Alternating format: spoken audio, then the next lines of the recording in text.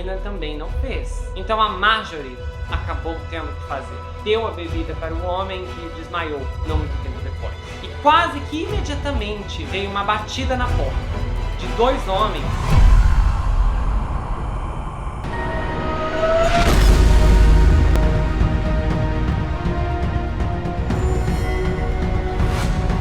Ei pessoal, bem-vindos a esse canal, eu sou o Gustavo Negreiro, seu psicanalista favorito, e hoje nós estamos em mais uma atração do Gustavo Report. O caso aqui, ele é completo, não é uma minissérie, igual ao caso da fã Tome a Fita Íntima que Vazou, ou então da história da cachorrinha Ruby. E essa história ela é bem agitada, ela tem uns rumos assim bem impressionantes. E lembrando que você pode conhecer as outras 3 minisséries que nós temos até o momento aqui no Gustavo Report. O psiquiatra que roubou a vida do seu paciente, a história da falsa herdeira, a Anna Delvey, e o da Elizabeth Holmes, o inimaginável golpe no Vale do Silício. Temos outras atrações também, inclusive as mulheres do presidente. Se você quer chorar, emocionar e ficar chocado com tudo o que acontece, se prepara porque essa série não é o que você pensa, ela é diferente. E não deixa de ser diferente, é claro, dos episódios da série Na Mira de Casos Criminais, o caso do Craig Licht, do Danny Rowling, da Madrasta do Mal, a história revoltante da Michelle Carter, do Dr. Dead, da Louise Duncan, a autora de Eu Sei O Que Vocês Fizeram no Verão Passado, e por aí vai. São mais de 50 episódios e você pode conferir, as histórias são completas, com inúmeros detalhes, e todas eu trago, eu passo uma análise no final, uma análise psicanalítica para você entender um pouco a cabeça dos envolvidos e a mente dessas pessoas. E é isso que eu farei hoje aqui também, ao findar dessa história.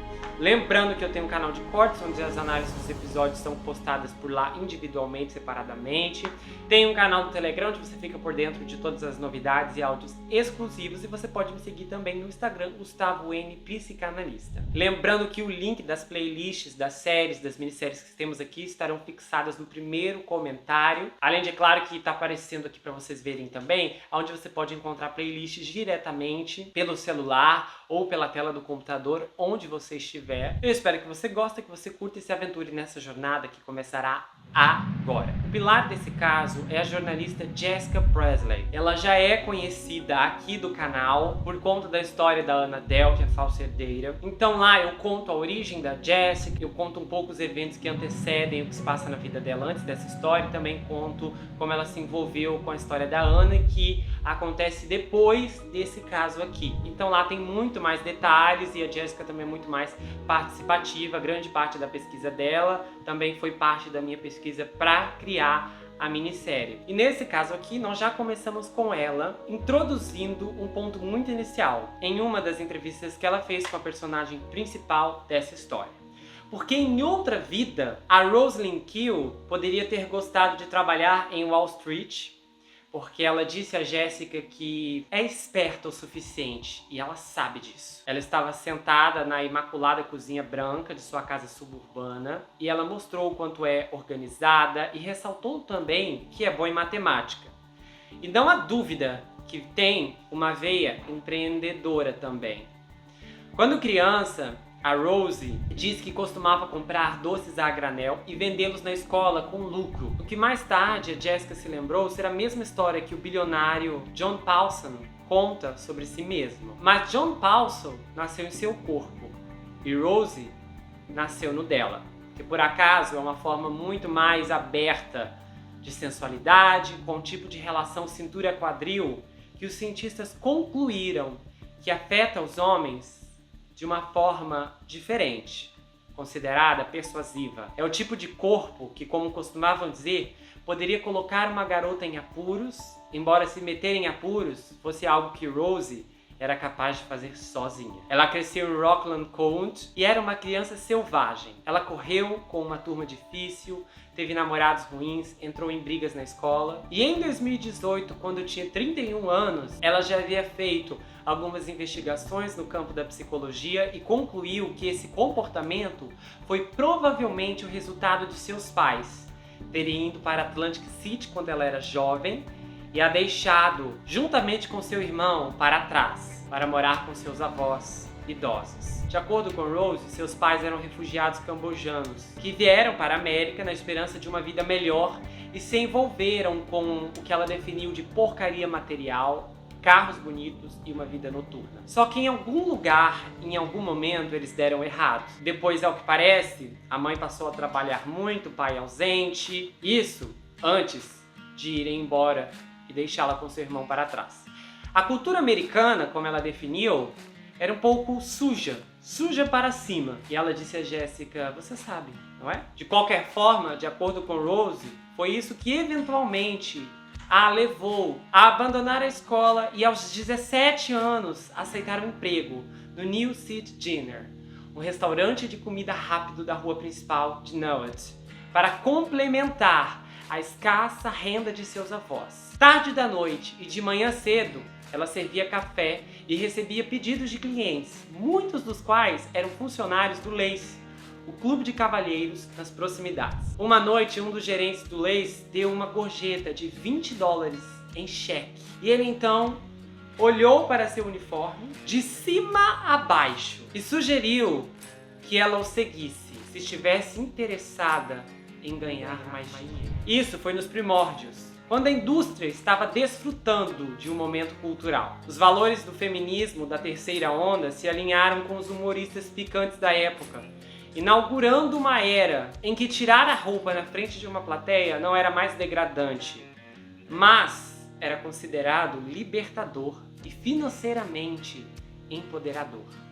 Clubes da cidade de Nova York, como Scores, com as suas luzes brilhantes e serviços de garrafa, haviam se comercializado com sucesso, como uma noite impertinente, mas inofensiva para homens e mulheres. Celebridades e atletas estavam muito felizes em serem fotografados com dançarinas que pareciam saudáveis. Era como líderes de torcida, só que de topless. Quando era mais jovem, a Rose tinha visto o programa da HBO J Street Divas. E ela observou os enormes maços de dinheiro que as dançarinas arrancavam dos tornozelos no final da noite. O programa mostrava como essas garotas, essas strippers, pareciam empoderadas, glamorizadas e tudo que uma vida supostamente fácil poderia oferecer. Ela foi para a boate, para o clube, ou como você quiser chamar, Lace, no dia seguinte. Ela mentiu sobre sua idade e conseguiu um emprego,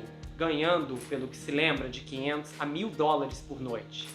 E em uma noite ela chegou até a ganhar $3.000, um contraponto absurdo ao seu antigo trabalho. A primeira coisa que ela fazia era tomar um drink com o cara. Até esse ponto, ela não sabia nada sobre o poder aquisitivo que ele tinha. E quando ela percebia, era possível oferecer a ele a sala de champanhe. A sala de champanhe é uma sala onde ela dizia: se você quiser algo extra, posso levá-lo a um lugar de fantasia.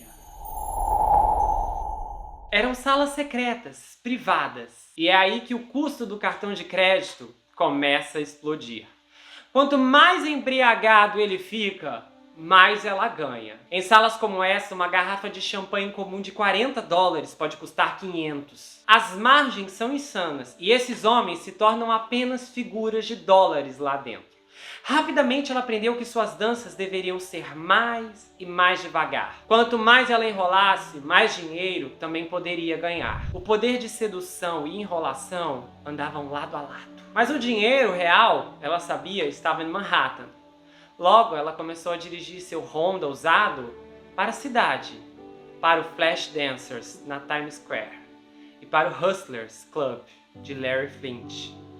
E foi onde ela conheceu Samantha Fox. Samantha, nascida como Samantha Barbas, foi uma das maiores ganhadoras de dinheiro de Hustler. Uma mãe solteira do Bronx, ela começou a dançar aos 19 anos e como uma planta ornamental propositalmente atrofiada para se adequar a um certo ideal, ela foi moldada pela indústria em que cresceu. Seu corpo lembrava de Jessica Rabbit, seus lábios inchados de Angelina Jolie e seu cabelo escondia tatuagens de uma cascata de estrelas descendo pelo pescoço. Seu cabelo era preto como de Cleópatra. Quando Rose a conheceu, Samantha estava na casa dos 30 anos. Velha para os padrões de stripper, mas manteve sua supremacia, em parte, cultivando dançarinas mais jovens.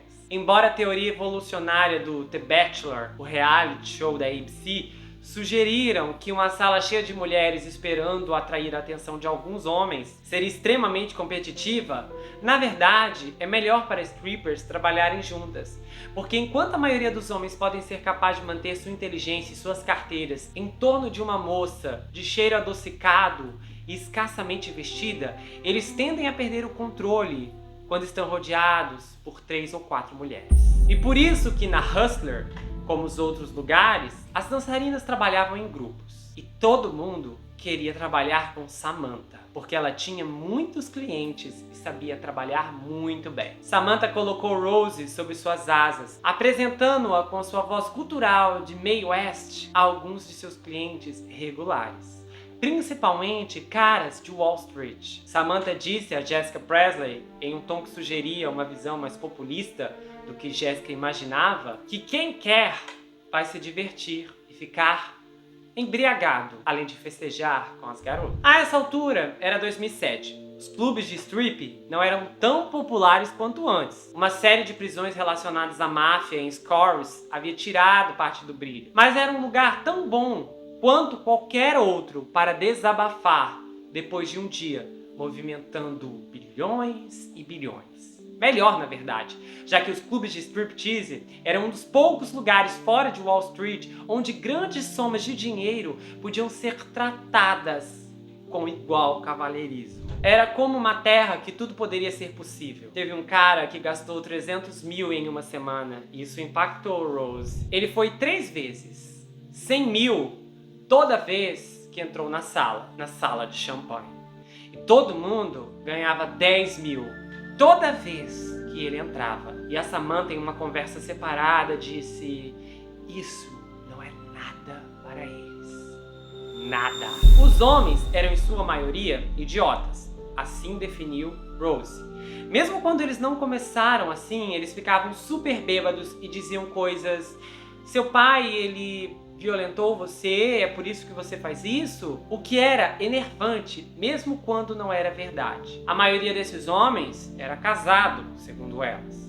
E embora isso não os impedisse de pedir coisas quentes, como uma garrafa de champanhe como instrumento íntimo e outros fins, aliás, esse pedido da garrafa de champanhe as deixou chocadas, porque veio de um homem de família muito bem educado. No começo, depois do trabalho, a Rose brigava com o namorado, acusando-o de traição. Ela diz que esse trabalho bagunçou um pouco sua cabeça. Sobre a janela que tinha sobre seu trabalho, ela absorveu um lado obscuro de uma psique masculina dos homens que iam àquele lugar. As meninas, como um todo, desenvolveram um desprezo terrível, porque elas paravam de acreditar que os homens são reais. Segundo elas, os homens, quando estão lá, pensam que podem manipular e elas apenas ganhar o dinheiro. Quando se trata disso, todas as moças preferiam os caras idiotas, porque havia algo satisfatório em persuadir um homem que pensa que você é um lixo a gastar seu tempo e dinheiro com você.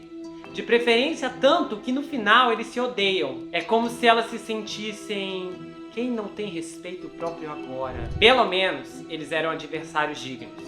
Não como os perdedores tristes que vinham só para conversar, caras que diziam, como a própria Rose disse, tipo: eu quero que você olhe para mim como se eu não fosse um desses pervertidos. Esses caras tinham seus usos, já que você poderia amarrá-los para sempre e extrair pagamentos de aluguel ou escola, mas a fraqueza deles era patética, segundo elas. Rose ouvia várias histórias de donzelas em perigo, e ela detestava quando um cara dizia a ela que a amava, porque quando um cara dizia isso, eu te amo, ela sabia que poderia tirar tudo e mais um pouco. Como a Rose tem um rosto aberto e uma inocência de olhos arregalados, que ela, aliás, realçava através de extensões de cílios, e com o tempo ela atraiu muitos homens que queriam apenas conversar, ou então alguns que queriam um relacionamento sério.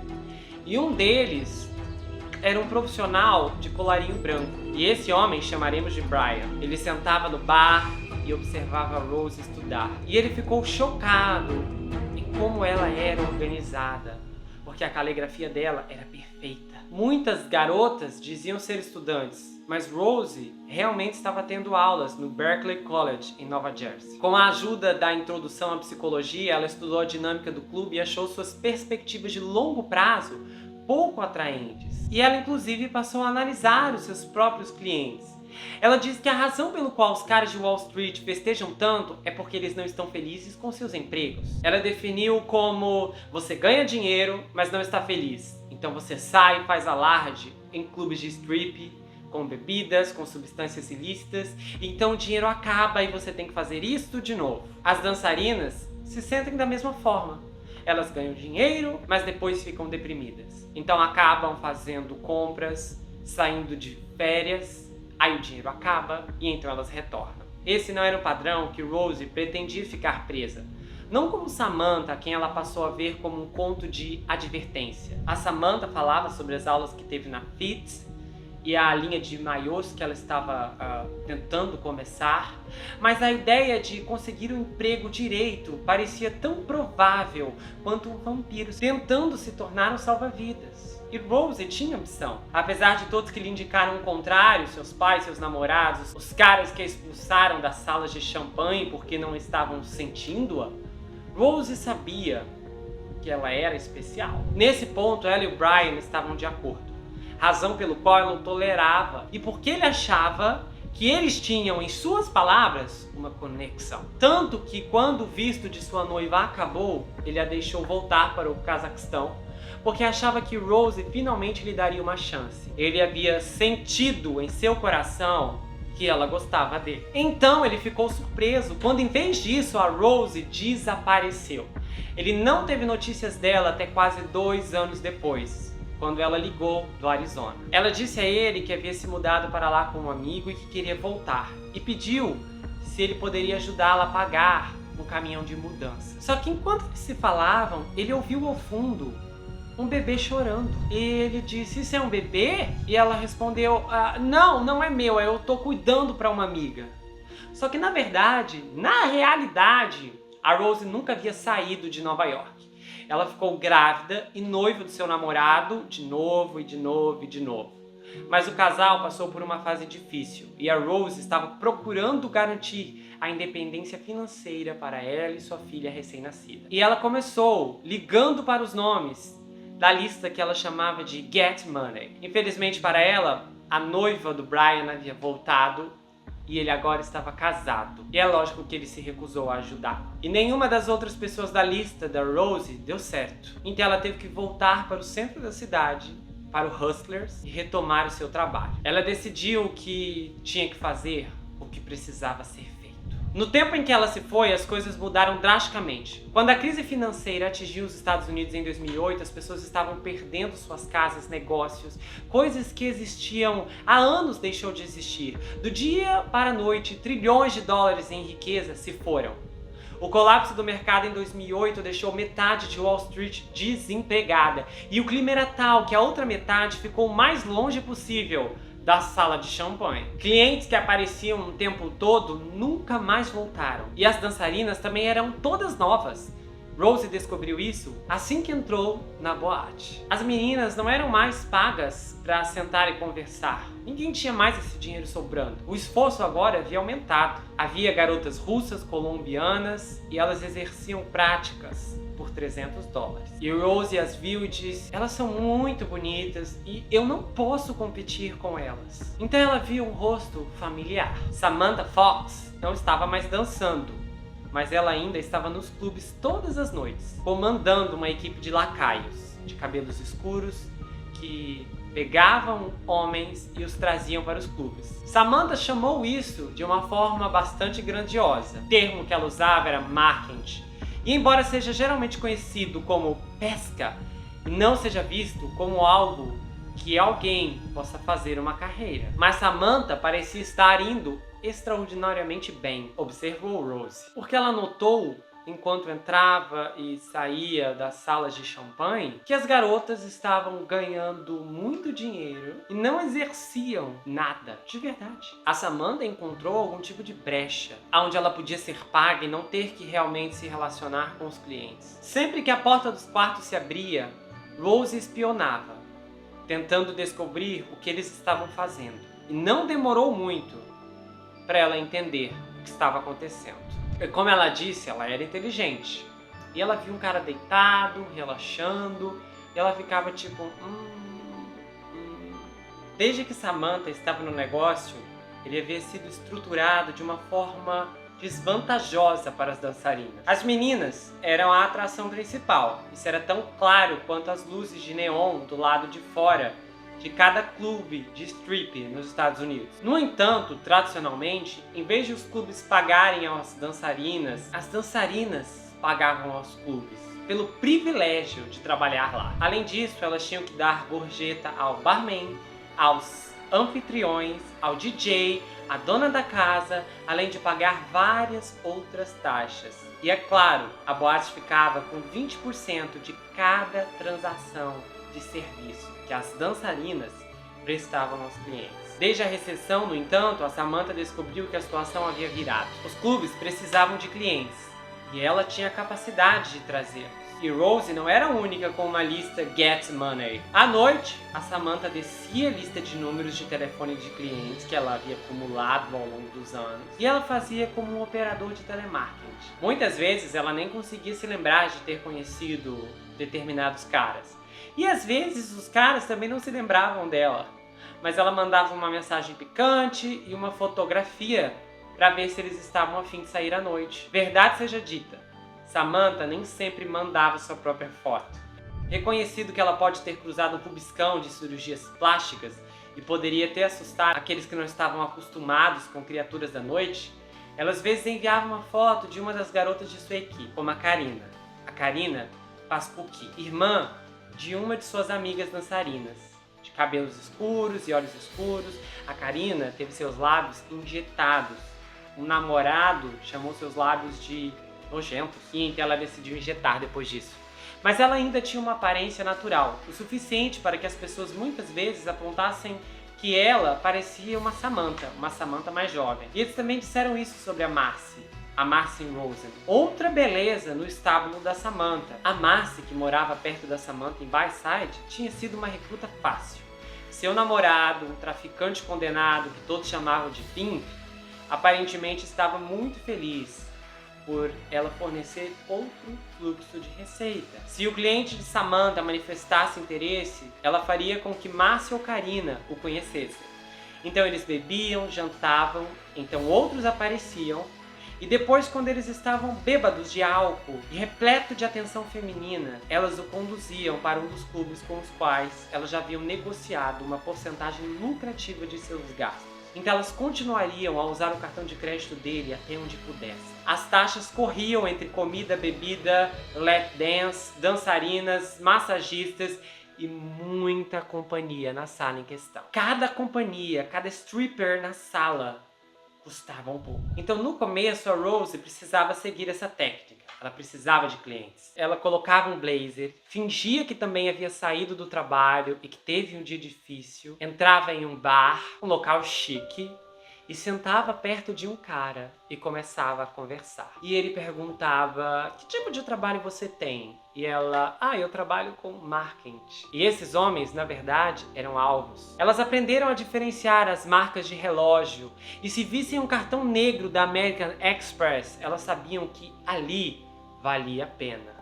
Porque aquele ali era chamado de tubarão. Claro, nem sempre funcionava. Às vezes eles passavam por toda a apresentação e o cara estava cansado demais para sair. Porque o objetivo era, depois de uma longa conversa, convidá-los para ir a um clube de strip.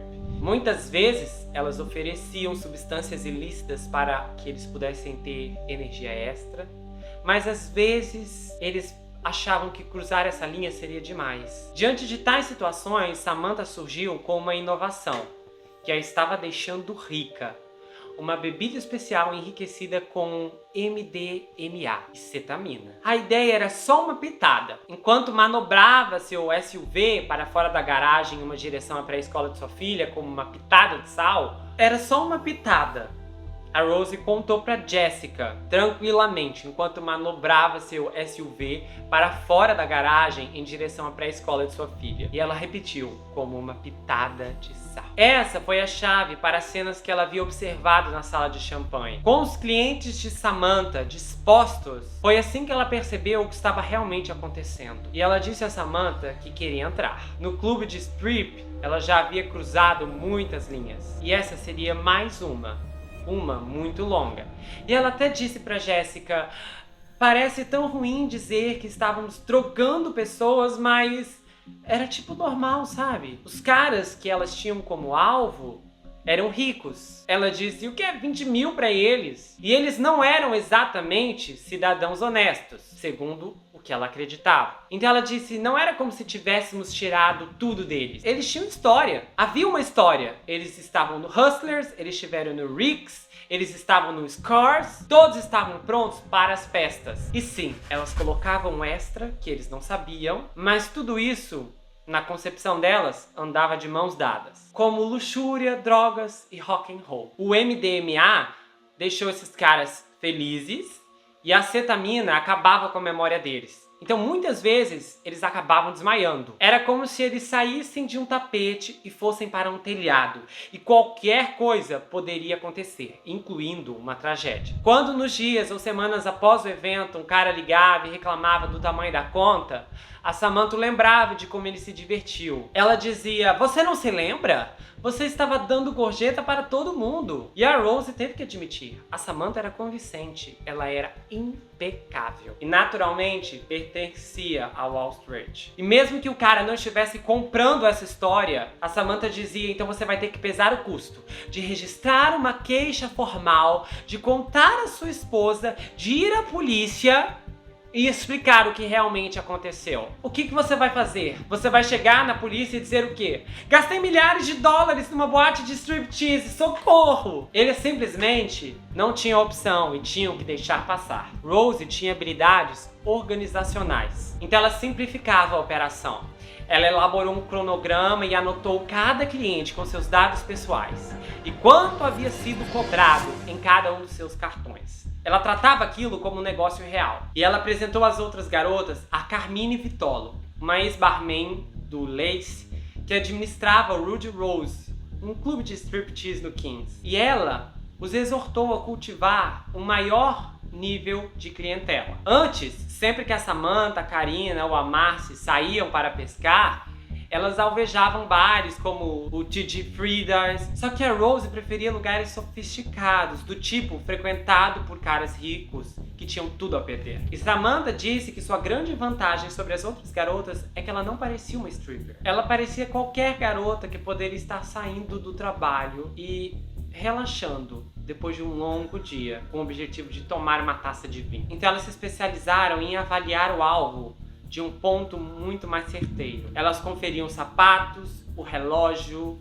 o anel de casamento e a partir daí poderiam atacar. Ela costumava fotografar os caras que estavam do outro lado da sala para ver qual deles realmente valia a pena. Depois ela evoluiu sua história. Se antes ela dizia que trabalhava com marketing, agora ela trabalhava na Guggen Partners. E depois, é claro, de alguns drinks, ela fazia a proposta. Vamos a um clube de strip. E essas noites caíram em um padrão. Só que o problema é que em algum momento os caras iriam querer algo mais. E Marcy e Karina só iriam até certo ponto. E a prostituição era algo que Rose e Samantha tinham se juntado para evitar. Rose disse, eu tenho minha dignidade. E a Samantha disse o mesmo. No início, elas tentaram ir atrás de dançarinas. Então foi aí que elas decidiram que precisavam terceirizar o serviço, para garantir que valeria a pena.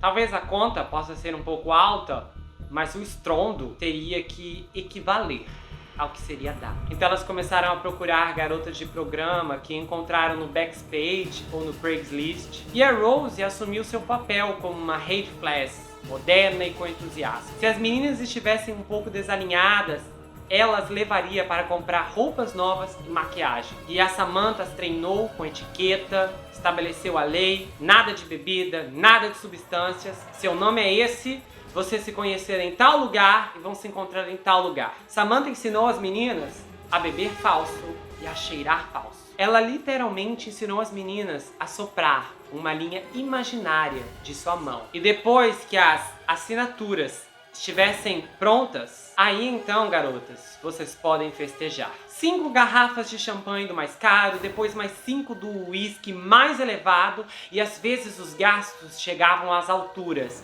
E é aqui que a linha legal cruza para o ilegal, mais uma vez. Por conta do tamanho dos gastos, os bancos ligavam para saber se estas despesas eram legítimas, e elas passavam por assistentes para confirmar as cobranças. Então, enquanto os caras cuidavam de seus negócios com as terceirizadas, elas estavam no telefone com a American Express, verificando os 4 últimos números do seguro social, o nome de solteira de sua mãe, as últimas compras, o nome completo, a localização e o quanto eles estavam sendo cobrados. E acredite se quiser, esse tipo de informação não era difícil de conseguir, mesmo que o cara estivesse com a outra moça nesse momento. Porque ela fazia isso na frente deles. Ela perguntava rapidamente: qual é o nome de solteira da sua mãe? Qual é o número do seguro social? E no final da noite, ela ainda conseguia calcular todo o colapso financeiro. Ela fazia matemática de cabeça. Se a conta custasse $40 mil, ela sabia exatamente qual valor foi para o que e para onde. Os cortes eram exatos.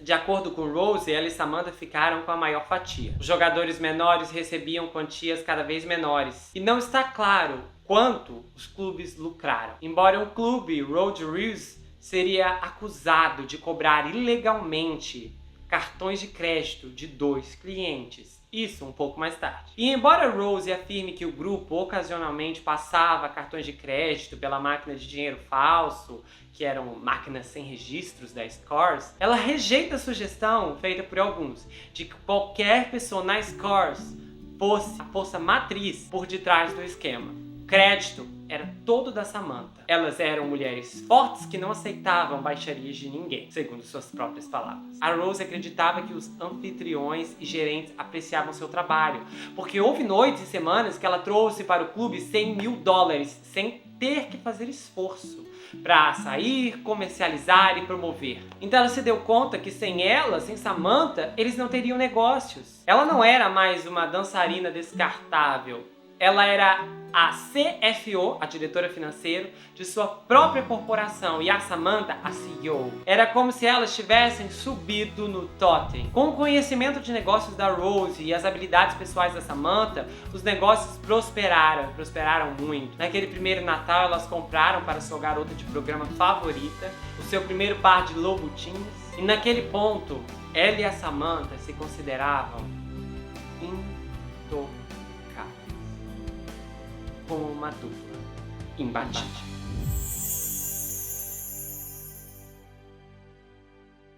Um belo dia, a Samantha perguntou: quanto vamos ganhar essa noite? E o rosto dela estava iluminado pelo iPad que ela estava mexendo, e ela estava procurando um par de sapatos na Good.com. Era outono de 2013 e elas estavam sentadas do lado de fora de um hotel na Upper East Side, em Rose, Scarlett. E elas estavam esperando que uma das garotas descesse com o cartão de crédito do cliente para que elas pudessem correr até o Rudy Rouse para roubar. É claro que a atitude delas até esse ponto era uma inovação, só que o sucesso não passou despercebido por outras dançarinas. E o mercado ficou rapidamente cheio de imitadores. E foi nesse ponto que elas decidiram mudar as coisas. Embora os caras quisessem estar perto de strippers, eles nem sempre queriam ir aos clubes, especialmente no Queens. Então elas viram a oportunidade de criar um mercado intermediário. Ao invés de levar os caras aos clubes, elas levavam as strippers aos caras. E foi um bom tempo para Rose, porque elas conseguiram construir um monopólio. A turma, no total, estava indo bem, como evidenciado pelos vários veículos de luxo que Rose tinha em rotação. Todos os seus armários estavam cheios de Gucci, Chanel, e normalmente Rose não teria piscado em gastar $1.000 em sapatos, porque era como uma noite pra ela, ou talvez como uma hora. Só que naquele dia ela sentiu uma irritação com essa pergunta de Samantha. Enquanto Samantha passava o dedo pela tela e disse: acho que vou comprar isso hoje à noite, ela sentiu incomodou. Em retrospecto, a Rose reconhece que este foi o momento em que sentiu que as coisas estavam ficando fora de controle. Dirigir uma equipe de garotas de programa, strippers e ladrões era complicado. As garotas de programa não eram confiáveis. Elas não apareciam para trabalhar, ficavam intoxicadas, apanhavam dos namorados e precisavam estar no hospital, ou então tinham asma. E algumas garotas de programa ficavam com dó de enganar os caras a tal ponto. E a Rose um dia chamou a atenção de uma delas. Você tem uma oportunidade aqui e você não quer se aproveitar dele? E os limites sendo cada vez mais ultrapassados, chegariam em uma grande vítima, que dessa vez seria o cardiologista Dr. Yuna. Ele era um homem solteiro que nunca havia se casado e ele era de Nova Jersey. Rico e bem-sucedido, ele era o alvo perfeito, pois estava procurando por amor e tinha dinheiro para gastar. Ele e Karina já haviam trocado números quando se conheceram em um restaurante. Nada mais, até o que viria a seguir. Um belo dia, Samantha enviou uma mensagem e manda foto de Karina. Oi, eu sou a Karina. Estou estudando para ser enfermeira e realmente estou procurando um cara legal e adoraria sair para jantar com você e tal. E aí, para o primeiro encontro, o médico convidou seus amigos casados para irem juntos. No entanto, Karina estava tão atrasado que quando ela chegou, eles já estavam terminando o jantar e estavam prontos para sair. Então o Dr. Yuna e a Karina compartilharam apenas um pouco de vinho quando estavam a sós. Depois, ele foi ao banheiro. E quando voltou, terminou o copo. Mas ele se sentiu anormalmente quente e sua visão escureceu.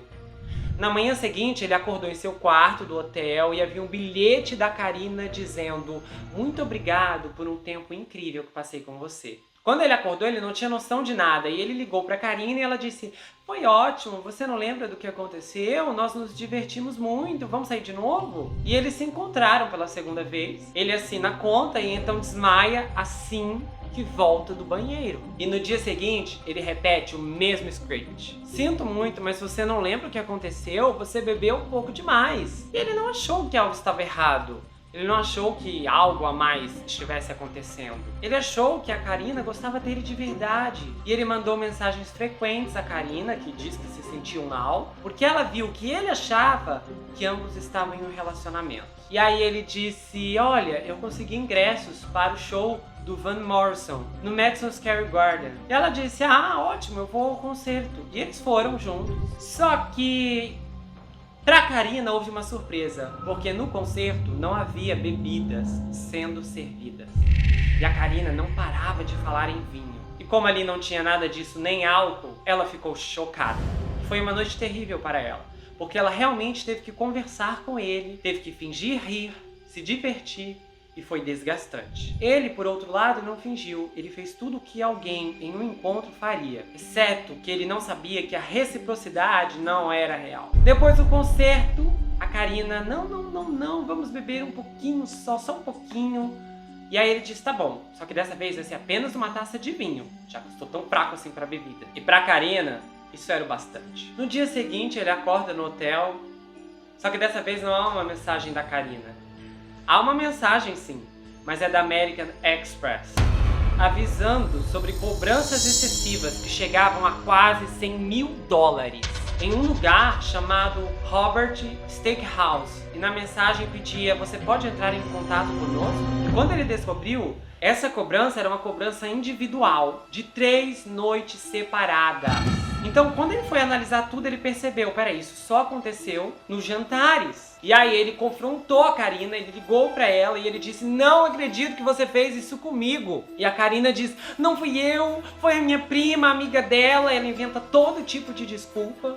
E ele diz: você não passa de uma ladra, de uma vigarista, e eu não quero te ver mais. Acontece que nem a Karina sabia que a conta era tão alta. Ela não fazia ideia do quanto Samantha gastou. Todos os golpes até aqui deram certo porque a maioria dos homens eram casados, tinham altos cargos. Era mais fácil pagar a conta e seguir em frente. Mas dessa vez a American Express começou a fazer sua própria investigação. Eles determinaram que as cobranças eram fraudulentas e que os recibos eram falsificados e que as assinaturas não eram compatíveis com a caligrafia do médico. E a Amex se recusou a pagar essas dívidas. Dívidas que chegavam a incríveis $135 mil. mil. E então a Scores ficou furiosa e foi atrás do médico, do Dr. Yonan. Eles queriam destruí-lo e eles entraram com uma ação contra ele e ele contrata um advogado e diz que foi drogado, roubado e ele vira piada, porque isso vai para as manchetes e ele começa a ser envergonhado e ridicularizado pela mídia que a gente já conhece. E ele disse, olha, eu nunca fui pro Scores, eu nunca coloquei meu pé lá. Mas aí é que as coisas pioram, porque o Scores libera para a imprensa gravações da câmera de segurança que mostram ele entrando no Scores. E é aí que os tabloides de Nova York explodem. E o Dr. Yonan fica chocado e contra-processa, porque aquilo era uma prova gigantesca. Ele não se lembrava de ter visitado o clube. Apesar das evidências fotográficas de que ele estava lá, a explicação mais plausível era que ele estava drogado. A maior parte dos homens dessas moças não se lembravam disso. Eles eram arrastados ou então levados no meio das moças, que os seguravam cada um de um lado. Nesse ponto, às vezes a Márcia e a Karina ficavam com tanto nojo disso tudo que desapareciam por semanas. E nesse momento as tensões entre a Rose e a Samantha aumentavam, porque a Samantha ficava chateada e começava a procurar outros recursos, outras garotas. E a Samantha tinha uma queda por ex-strippers com problemas. E esse não era o tipo de garota que Rose confiava. E ela disse, Samantha, nós estamos fazendo um negócio aqui. Precisamos ter pé no chão, sem pessoas viciadas, sem pessoas criminosas. A gente tem que ter garotas que têm moral e princípios.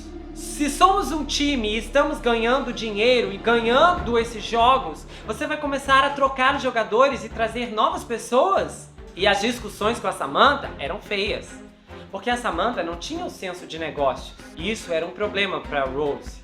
Elas conheceram um cara chamado Rick, um banqueiro.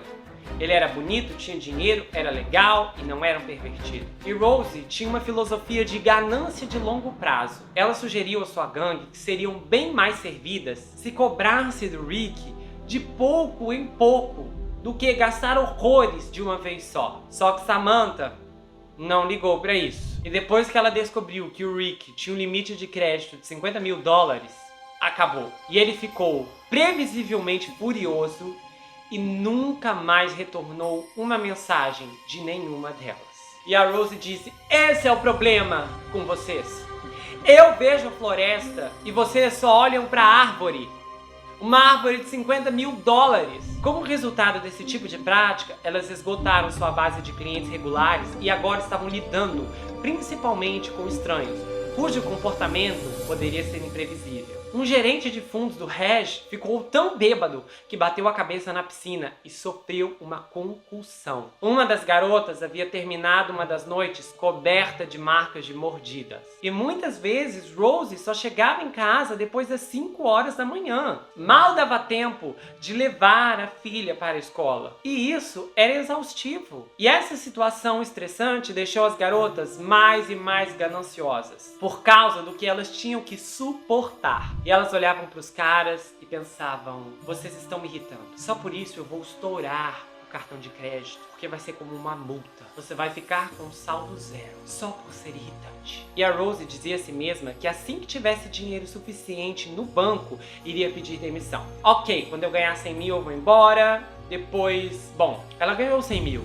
Então ela diz, espera, eu vou ganhar mais 100 mil, aí eu vou embora. Bom, depois, eu tenho 200, espera eu ganhar mais 100 mil e aí eu vou embora. E ela ganhava, e ela chegava aos 300 mil, espera, só chegar em $500 mil e aí eu vou embora. E a Rose chegou ao $500 mil, mas nunca era o suficiente. E elas continuaram, tornando-se cada vez mais imprudentes. Uma noite, ela e a Samantha foram a um restaurante japonês sofisticado em Manhasset, para conhecer um cara das finanças de 40 e poucos anos que vamos chamar de Fred. Fred havia conhecido a Samantha uma noite no Hustlers. E ele acabou lá uma noite porque um amigo levou para desabafar depois de uma série devastadora de eventos que incluíram sua casa sendo arrasada por um furacão e ele tendo que se separar de sua esposa, que não suportou o fato deles terem um filho autista. E a Rose pegou uma bebida para ele no bar e ele falou sobre como sua esposa foi embora,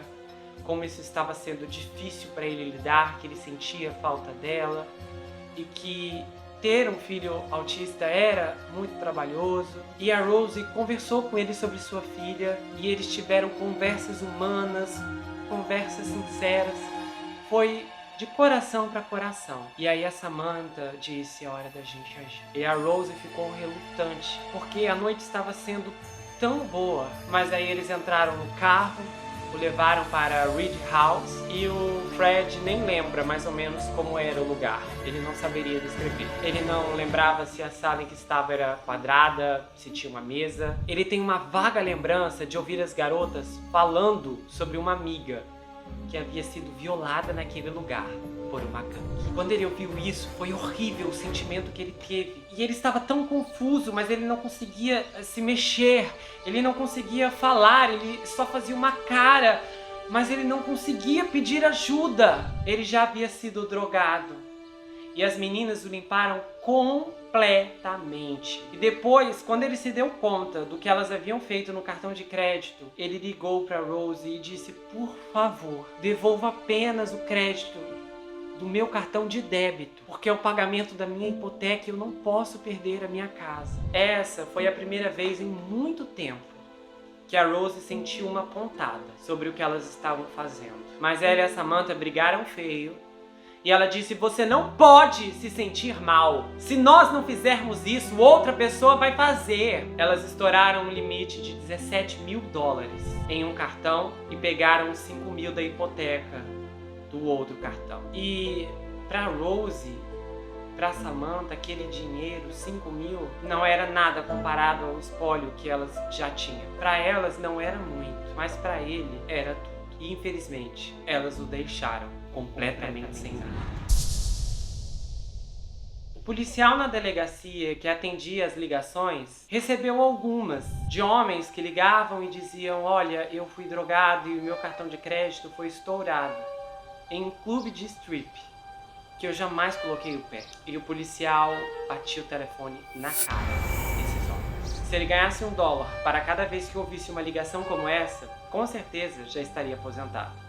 Porque ao longo dos anos, o Departamento de Polícia de Nova York recebeu inúmeras versões dessa mesma chamada. E a posição da polícia com relação a essas denúncias era sempre a mesma: descarta isso porque é mentira. Mas teve um dia uma ligação que o interlocutor disse que tinha evidência, e os policiais ficaram céticos. No entanto, agentes do esquadrão de desvio tático da agência antidrogas foram enviados para sua casa, onde ele tocou uma gravação de uma conversa entre uma das moças. Por favor, eu só quero saber o que aconteceu comigo. O cara implorava do outro lado da linha. E a mulher da chamada finalmente cedia ao seu desespero e contava o que havia acontecido. Olha, cara, eu faço parte de uma gangue de ex-strippers. A gente encheu sua bebida com substâncias. E aí foi isso. Quando os policiais ouviram essa ligação, eles ficaram chocados.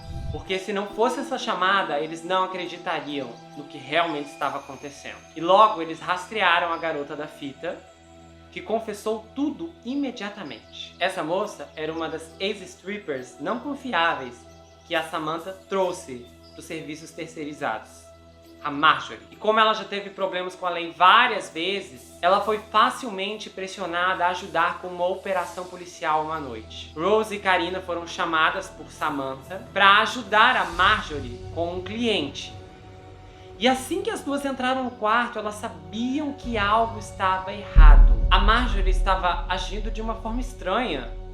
Rose percebeu, porque a Marjorie insistia para que as meninas colocassem a dose na bebida do cara. Isso deixou a Rose desconfiada. E ela não fez, e a Karina também não fez. Então a Marjorie acabou tendo que fazer. Deu a bebida para o homem, que desmaiou não muito tempo depois. E quase que imediatamente veio uma batida na porta de 2 homens que eram segurança do hotel. E eles pediram para revistar seus pertences. Felizmente, eles foram muito educados, ou melindrosos, para inspecionar completamente a garrafa de Midol que a Rose guardava dentro de sua bolsa. E depois, quando saíram dali, a Rose disse a Samantha: nós estamos sendo seguidas. Eu já vi aquele carro antes. E a Samantha disse: para, você está sendo paranoica. Você está ficando louca. E a Rose disse: não, você tem que confiar nos meus instintos. Você tem que me ouvir. E a Samantha disse: para de encher a sua cabeça com isso. Mas a verdade sobre o que aconteceu naquela noite é muito mais profunda. Um agente do DEA se disfarça como um cara qualquer e se encontra com a Marjorie, que atrai a Samantha e, consequentemente, a Rose e a Karina para o quarto do hotel. E logo depois que a Karina o droga, ele começa a fingir que está sob influência, e o agente fingiu tão bem que os demais agentes que estavam observando pelas câmeras ficaram com medo dele realmente estar sob influência. E ele ficava balançando a perna para eles saberem que estava tudo ok. E o objetivo da operação era fazer com que as meninas pegassem o cartão de crédito dele. E aí é nesse momento que os agentes disfarçados de seguranças do hotel intervêm e eles não conseguem prender nenhuma delas porque elas não haviam pegado seu cartão de crédito. Mas a partir dali, eles começam a ter evidências o suficiente para construir um caso, mesmo que essa operação em partes tenha fracassado. E o Dr. Yonan tentou alertar as autoridades o máximo que pôde. Mas a verdade é que naquele momento os policiais não estavam conseguindo fazer com que as vítimas, com que os homens prestassem queixa. A quantidade de homens dispostos a falar foi considerado absurdo, de tão poucos. O policial entendeu que esses homens não queriam admitir que foram vítimas de mulheres. E isso era compreensível, dada a forma como as vítimas nesses cenários foram tratadas no passado, com piadas em telejornais, âncoras dos noticiários que zombavam das situações. Teve um CEO de uma empresa que alegou que uma stripper o enganou, roubando $28 mil de seu cartão, de uma noite que ele nem conseguia se lembrar, e depois de uma outra noite que ele também não se lembrava. E os âncoras tiravam sarro, diziam: bom, se ele foi drogado da primeira vez, com certeza ele gostou, porque voltou na segunda. Mas um policial percebeu que quando as pessoas olhavam para fora do contexto, parecia que eles estavam inventando. Mas a polícia começou a traçar uma série de datas que eram tão próximas que eles perceberam o tamanho do esquema e como isso estava no extremo. Os policiais ficaram realmente comovidos com o Dr. Yonan, porque ele pensou que realmente a Karina gostava dele. A coisa foi tão apavorante que os próprios policiais ficaram assustados.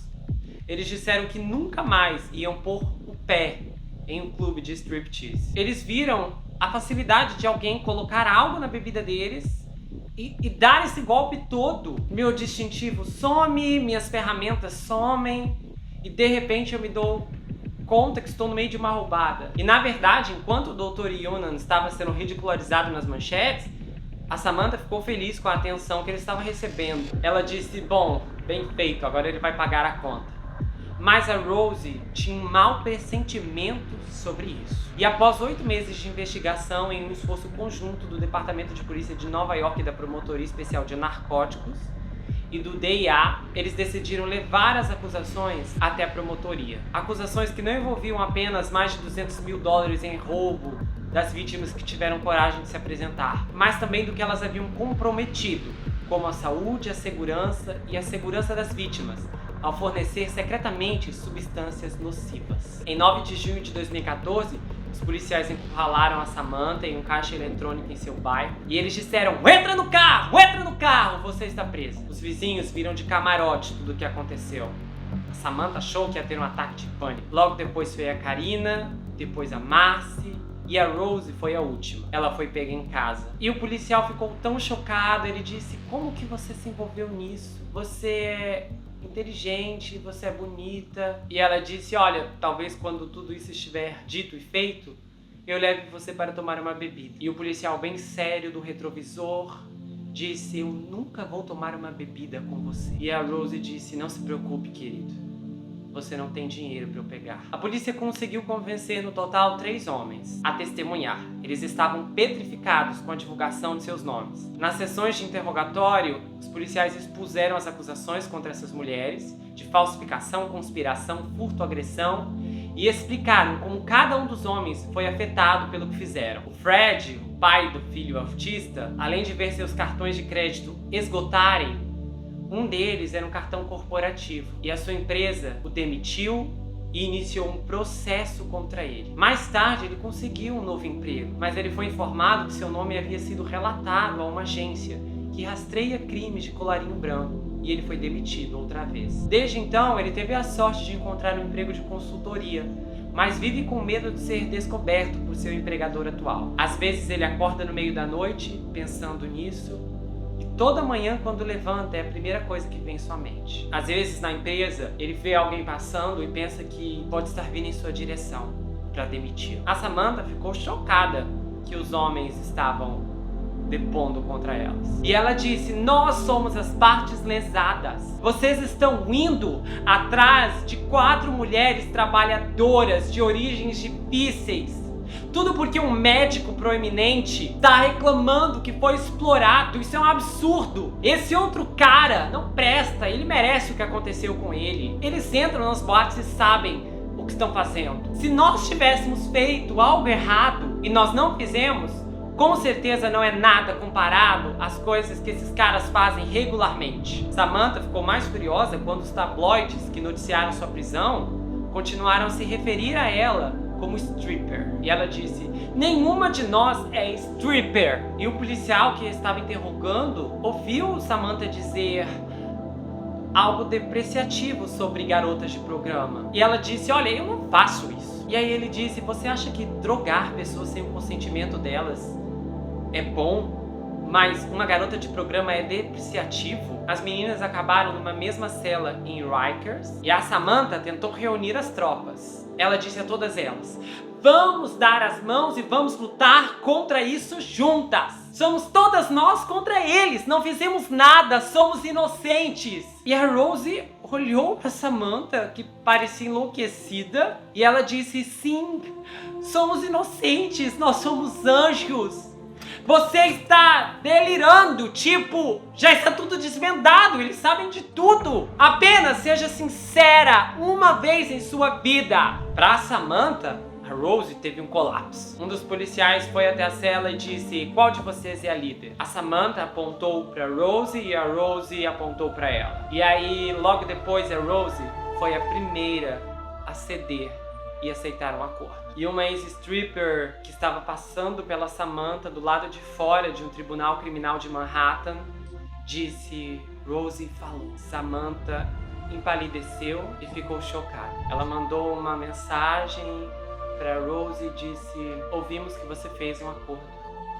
Boa sorte. A Rosie aceitou o acordo porque ela disse: eu não quero ser um rato. Sabe, não é sobre isso. Eu sou a única dessas garotas que é normal. Eu tenho um cérebro que funciona, eu tenho uma filha e eu tenho um futuro. A Rosie não estava preocupada com as suas ex-colegas.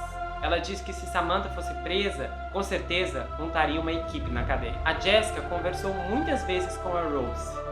E no começo eram entrevistas apropriadas, mas depois a Rosie passou a ligar aleatoriamente. E não apenas para conversar, mas também para falar mal da Samantha.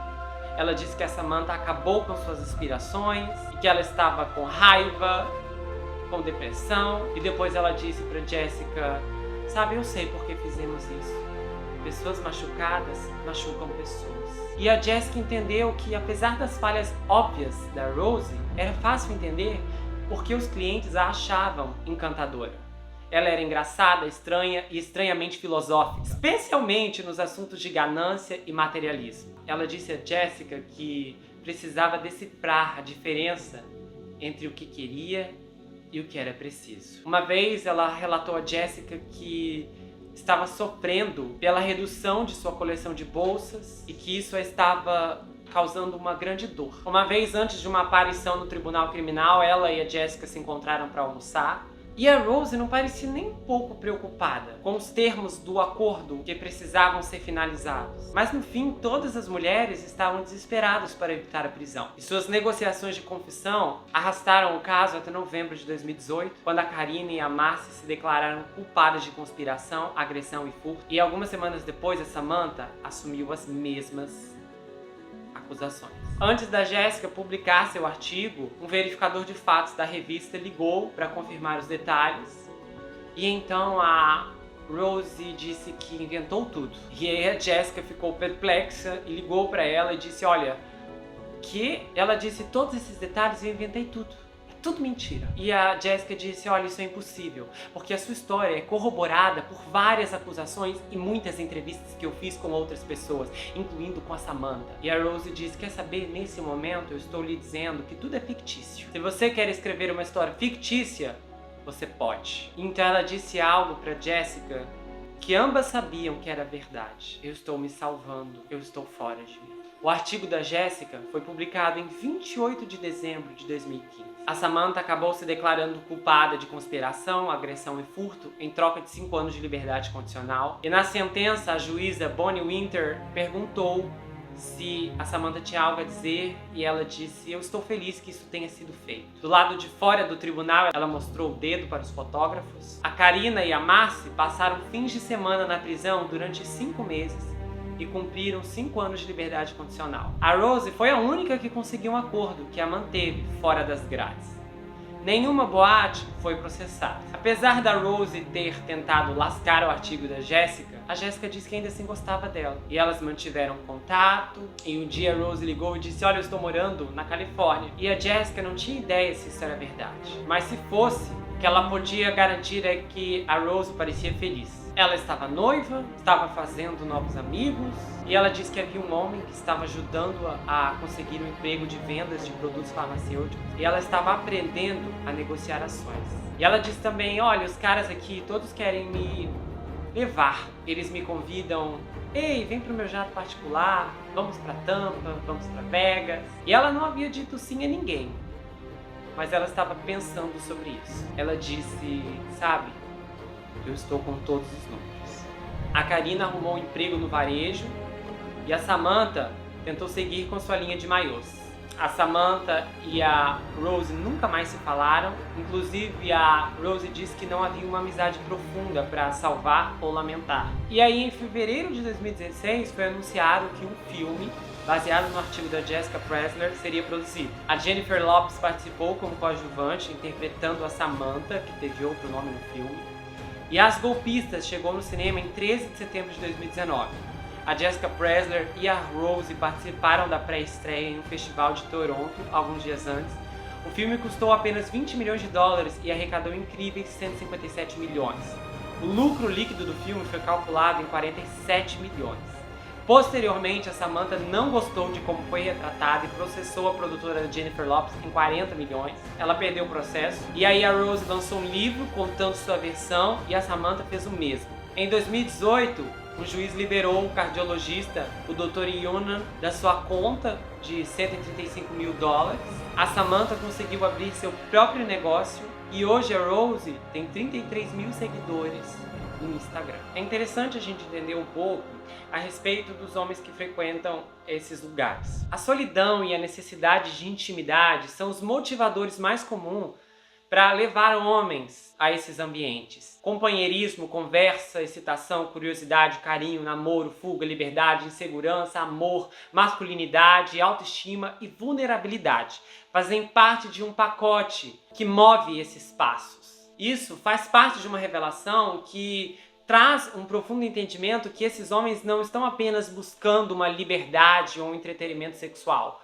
Mas no fundo, esses clientes, eles buscam uma atmosfera diferente do trabalho, da casa. Eles querem uma aceitação pessoal e, claro, sexual dessas mulheres. E também há muitas variações a um prazer de um encontro sexualizado sem as pressões de desempenho físico e uma forma de lazer que oferece uma relação de segurança com um pouquinho de excitação. Muitos homens que frequentam clubes de striptease encontram nesses lugares uma forma de se envolver em atividades tradicionalmente masculinas e a forma de consumo muitas vezes desaprovadas em outras esferas da sociedade, nesse lugar é permitido e não é julgado. E muitas vezes alguns só querem conversar com uma mulher bonita, o que muitas vezes se abrir e compartilhar seus sentimentos pode ser considerado um luxo. Há também as questões que muitos homens não sabem do que gostam exatamente e por isso esses ambientes são seguros para experimentação. Então o formato do corpo, pernas longas, pernas pequenas, cabelo curto, cabelo comprido, um clube de strip é como uma exibição de diferentes tipos de corpos, corpos femininos que são exibidos como um catálogo de possibilidades, que faz com que esses homens possam explorar a sua imaginação e as suas preferências. E 80% dos homens que vão a clubes de striptease nos Estados Unidos pagam por uma dança de colo. Então, no geral, essas casas, elas atraem regularmente o mesmo tipo de pessoa para promover, basicamente, o mesmo tipo de experiência. Agora, as pessoas que proporcionam as experiências nessa questão são essas mulheres, que podem ter diferentes motivos que as levaram para esse ofício. O interessante na minha pesquisa é que eu encontrei vários comentários de vozes famosas condenando esses homens, só que ao mesmo tempo essas vozes elucidavam positivamente essas moças e os trabalhos delas. E para mim isso é como uma encruzilhada. Se você condena o cliente, o que torna o vendedor mais inocente? A moral dúbia ou ambígua sempre é acompanhada por hipocrisia e disseminação duvidosa. Não há nada na lei que condene strippers ou os clientes, mas também não há garantias que sequelas psicológicas não vão transcender as emoções de todos os envolvidos. O respeito próprio, a autoestima, a forma como elas se veem, como eles se veem, está longe do adequado.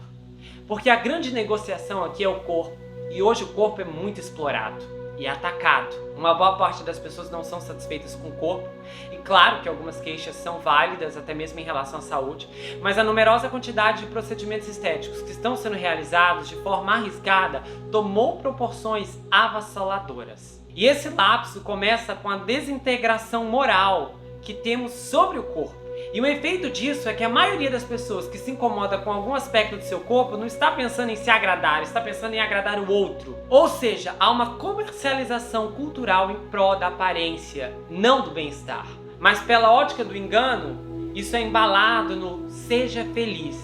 E por esse ponto, essa questão não é mal vista, mas ainda é um problema. Se eu pudesse definir quem frequenta e quem trabalha nesses lugares, com certeza eu argumentaria o que ambos têm em comum: falta de respeito próprio. Às vezes, você que está me assistindo agora não se respeita de verdade. Às vezes a gente não tem uma noção sobre isso, mas tem pessoas que não se respeitam. E é claro que isso não desqualifica essas pessoas como piores que outras que não vão para lá. Só que essa evidência joga luz sobre essa questão pouco discutida e pouco abordada. Às vezes a gente ouve muito falar sobre autoestima, mas a autoestima, ela pode ser demonstrada no quanto nos respeitamos. Mesmo que somos educados, carinhosos, gentis, temos uma vida normal. Mas se você não se respeita, você pode começar a praticar coisas que ninguém sabe. E se alguém descobrir algum dia, ficará chocado e não vai entender nada. Vai falar: como isso aconteceu? Porque a questão não é nem o caráter, é o valor que você se dá. Se você tivesse uma etiqueta de preço, qual seria o seu valor? Ah, não sei, depende do que as pessoas dizem sobre mim. Então isso já diz muito sobre você, sobre o que você pensa e o que você vê de si mesmo. Mas até quando? Porque não vale a pena carregar o fardo da baixa autoestima para lá no final da vida se arrepender das oportunidades perdidas. De olhar para trás e ver quantos anos você passou se sentindo mal consigo mesmo. As protagonistas desse caso não eram strippers comuns, elas eram bandidas.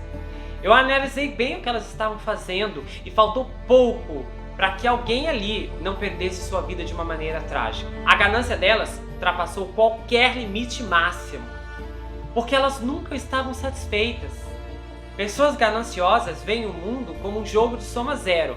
Em vez de pensar que todos se beneficiariam à medida que o bolo fica maior, elas veem o bolo como uma constante e querem ter a maior parte. Elas realmente acreditam que merecem mais, mesmo que seja às custas de outra pessoa. Ou seja, a empatia vai sendo consumida pelo caminho até não sobrar nada. As artimanhas muito bem elaboradas atraíram iscas, homens inteligentes ou não, porque na verdade qualquer um pode ser fisgado quando está desatento. O golpista precisa de uma oportunidade para atacar, para roubar e para destruir. Qualquer um pode se tornar um golpista, porque há aquele que começa com boas intenções, aquele que se deixa ser levado pelo desespero, desespero e aquele que não tem mais nada a perder. A essência dos golpes é que eles nunca param. Sempre haverá um golpista. Sempre haverá alguém para reinventar e melhorar o que já deu certo. Os golpistas podem estar em qualquer lugar e podem ser qualquer pessoa. Inclusive quem você quer que ele seja e que diga exatamente o que você quer ouvir. Se você gostou desse vídeo, se inscreve no canal, não deixa de conhecer as nossas minisséries aqui no canal, esqueci de falar no começo, mas temos também a minissérie Na Mira de Incendiários, são 6 histórias americanas de incêndios muito chocantes, lá tem histórias fantásticas, incluindo a do Paul Kennedy Keller e a do Thomas Witt. Se você quiser saber mais sobre mim, conheça meu livro, Perfeito Estranho, é um livro em formato roteiro que conta uma história de suspense inacreditável de um rapaz chamado Jack Wilbur que se vê preso em uma terrível maldição hereditária e ele precisa descobrir o que está acontecendo enquanto começa a desconfiar que um serial killer está morando em sua própria casa. Você pode adquirir o livro pelo meu site, a gente faz entrega para todo o país e para qualquer lugar do mundo. Você pode ganhar o livro autografado se você quiser, um kit de quebra-cabeça de marcadores exclusivos e um pôster também. Me siga no Instagram, Gustavo N Psicanalista, seja bem-vindo para o meu grupo no Telegram e conheça o meu canal de cortes também. A gente se vê no próximo caso e não se esqueça que aqui você sempre vai ter um amigo.